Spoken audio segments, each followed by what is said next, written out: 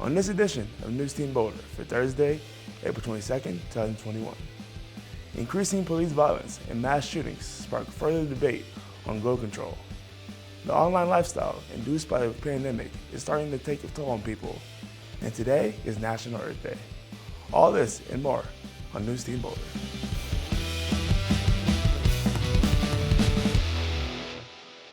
Welcome to NewsTeam Boulder. I'm Evan Batty. It's been an emotional year, especially for George Floyd's family and community with the recent Derek Chauvin verdict. The ex-police officer was found guilty, but has justice really been served with the increasing violence in our country? It's been a year of fiery emotion. Sadness over the death of George Floyd and anger over the way he died. This is crazy. It's uncalled for, but this is what happens. This is what is built up to this. This is when you created a monster. This is what happens when you oppress people for so long. And then the trial itself, graphic and grueling. It's just an emotional thing, man, especially when you see it on TV, man. It's, and then you get close-up shots of it. And then the emotion of the verdict. A day later, it's finally sinking in. I think that I'm still processing it. And processing meant mixed emotions for many. Just taking it in. The fight isn't over. Brian's life started near where George Floyd's life ended. I remember growing up coming into Cup Foods and getting slushies and whatnot. And now he and his sister Amanda are finding some peace at the place where there was so much anguish. I'm just glad that everyone is just calm and have come together and are just enjoying this. I do want to take a win whenever we can get them. So it is a celebration. But a tempered celebration it is. The reminder here that the pain is far from over is this face and that one, this one, that one, and all the others. I shed a tear yesterday because, I'm glad we got something out of this. He says even though there is some comfort in this moment, what was gained cannot compare to what's been lost. We're 400 years of steps behind. We only got one step forward. This morning, prosecutors filed 43 new charges against the man responsible for opening fire inside the Boulder King Supers at Table Mesa and Broadway. Ahmad Al-Aliwi Alyssa, seen here when he is taken into custody, is accused of killing 10 people. He has been charged with 10 counts of first-degree murder. Prosecutors filed a motion to amend the charging documents for a total of 54 charges that include 33 counts of attempted first-degree murder, 1 count of first-degree assault, and 10 counts of using a prohibited large-capacity magazine during his crime. A motive for the shooting has not been determined, but the NBC News reports that Alyssa appears to have a history of mental illness, which they say might have been a factor in the shooting. The frequent mass shootings bring up the debate over red flag laws that allow authorities to seize firearms from people considered dangerous.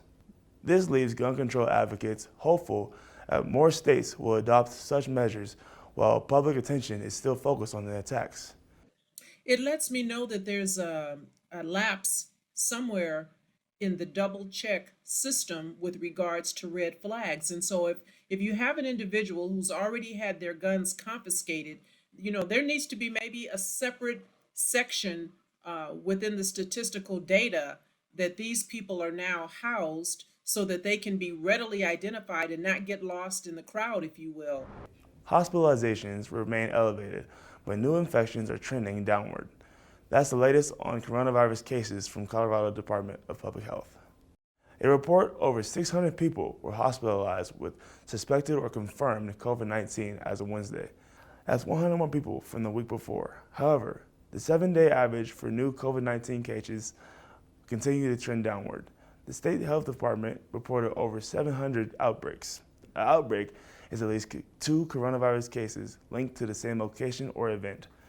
Locations that show the biggest increases are K-12 schools, nursing homes, manufacturing facilities, offices, restaurants, and assisted living facilities. The active outbreaks this week reached a total not seen since February. Real life has been pretty much replaced with Zoom life to maintain social distancing, which have resulted in the Zoom and gloom. NewsTeam's Grace Kiriginis reports. Yeah, приступа, не. We're a year into the pandemic, and life is still on Zoom. Wyatt Goral is a CU junior studying computer science. Like many of his classmates, virtual classes are the new normal, and he's feeling the negative effects of the online lifestyle. Oh, I am sick of the computer. I've gotten some blue light glasses because as a comp sci major, I'm always looking at the computer, always on it almost all day, every day. Zoom fatigue is a studied social phenomenon that has various symptoms such as tiredness, eye strain, feeling overwhelmed, wanting to be alone, and the inability to focus. These effects result from excessive amounts of close-up eye contact, a reduction of our usual mobility, and a higher cognitive load. Oh yeah, I feel the effects. My motivation has gone downhill so fast, and it's just been a grind to push through. School was already a grind, but some days it's just not tolerable anymore doing Zoom. Zoom fatigue isn't just taking a toll on students. Dean of University Libraries Robert McDonald announced that the week of May 24th will be a No University Libraries Meetings Week to help faculty recharge and regain focus. Having some kind of a meeting break for that time frame so people could either take furlough or time off or even if they're just working, not have to have too many Zooms. With CU planning on having a more traditional in-person fall semester, things are looking up for students like Wyatt. Dean McDonald offers words of advice to others feeling the fatigue. I encourage everybody, including students who've been, Zoom fatigued from too many online offerings this semester, to take that time away from the screen, because I think it's the only thing that's going to get your mind in a different frame to get some rest. Coming up, a CU student follows her dream to become an athlete, and later it's National Earth Day.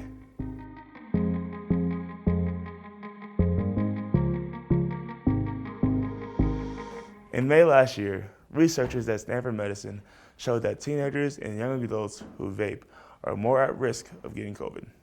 And it wasn't just a small increase in risk.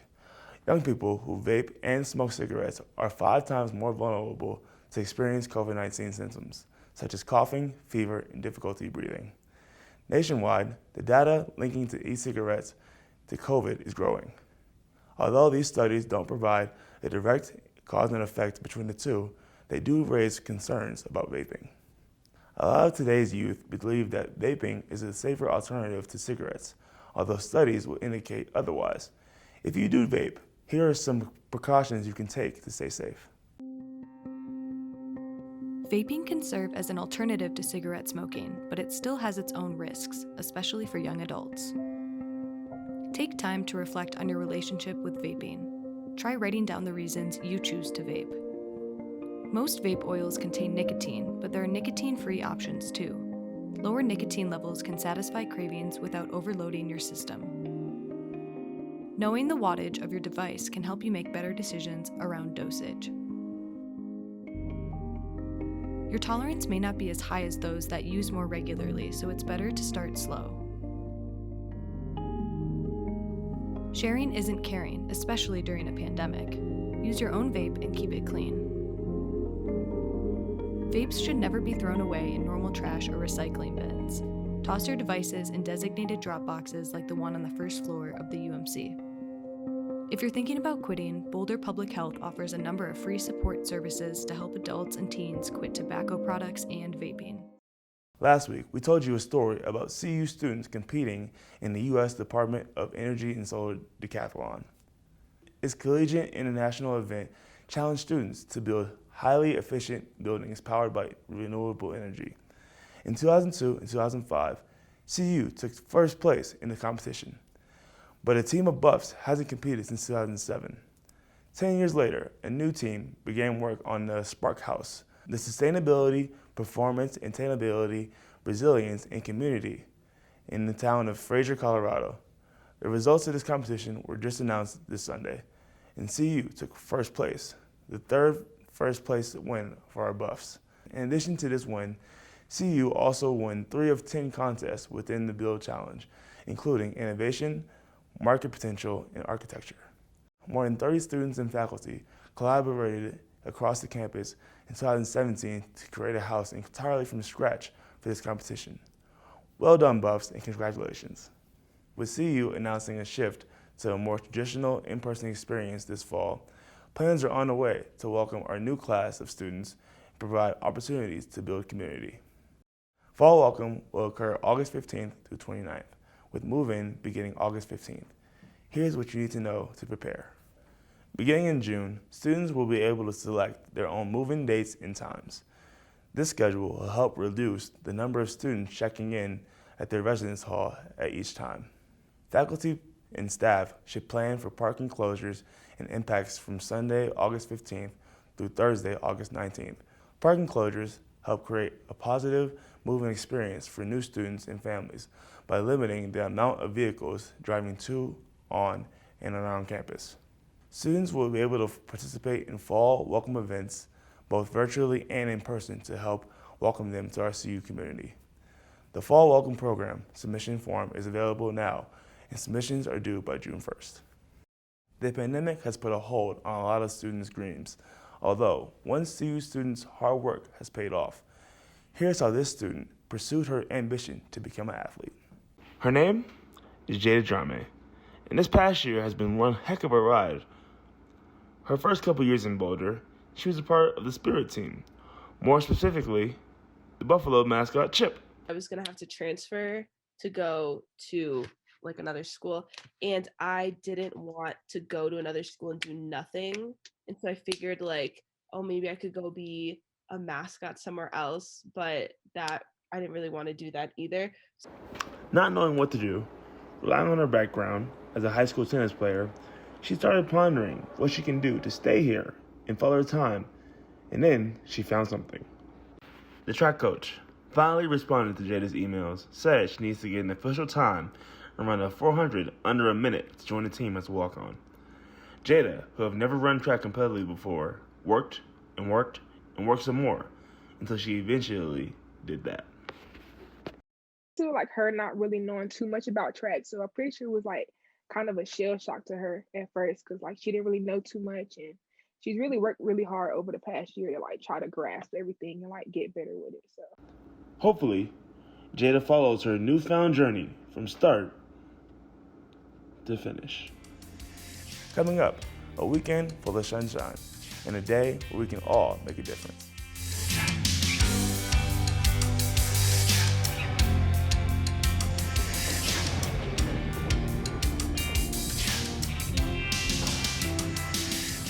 Today, the weather starts to heat up with a high 51, while still having a slight chance of snow showers in the late morning, early afternoon.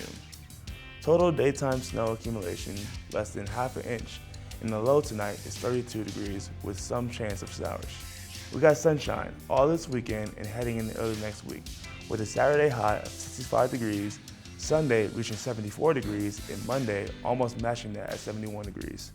The lows for all 3 of these days will be anywhere between 40 and 45 degrees. So get outside, explore nature, and do something fun this weekend. Remember to stay safe. And if you're an early riser, take a look at the night sky between 4 and 5 a.m.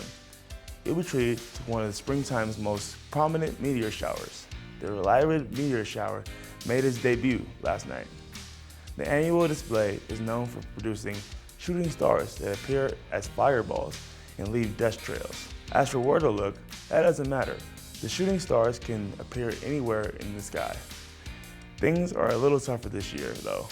The moon will be illuminated at about 70%, which makes it harder to see the show.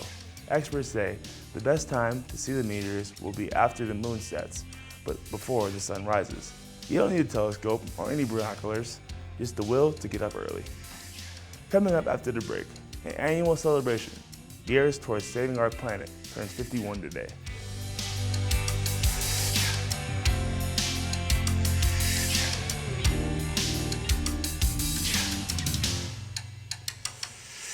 It's time to grow green and celebrate the Earth.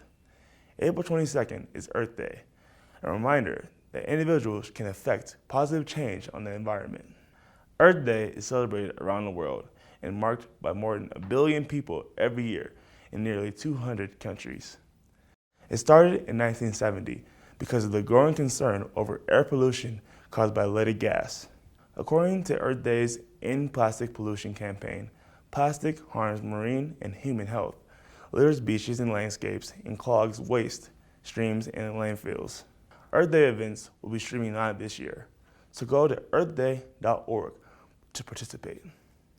You can also find events and ideas to work towards reducing plastic in your home.